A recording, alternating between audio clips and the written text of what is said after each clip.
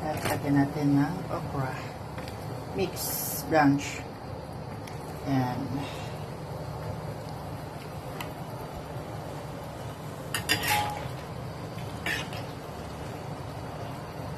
guys. Blanch ko lang yan. Ulam namin.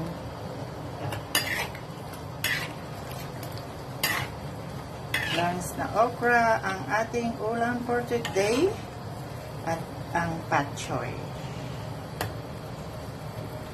Konting pat choy. Yan yung pat choy natin guys. At okra ay sapat na. Yan ang aking ulam for today na gulay. Kumain kayo ng gulay para humaba ang inyong buhay. Ayan. Let's luto-luto, blans na gulay. And yan guys. Lagyan ko yan ng konting asin.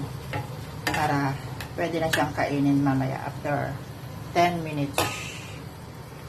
Yan. Boiled na siya muna guys. Blanch na gulay ang ating ulam for today. Thank you for watching. God bless po. Yan, okra lang ay sapat na. Gulay ay masarap. Ayan po. Ako yung napakasarap na ulam ko.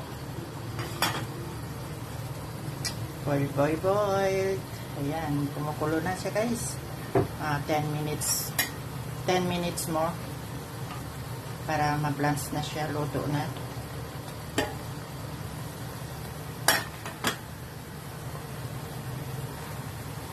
Yan, luto na guys. Let's eat. Thank you so much sa panonood ng aking video. Ayan. Simpleng ulam ay sapat na. Masustansya at masarap.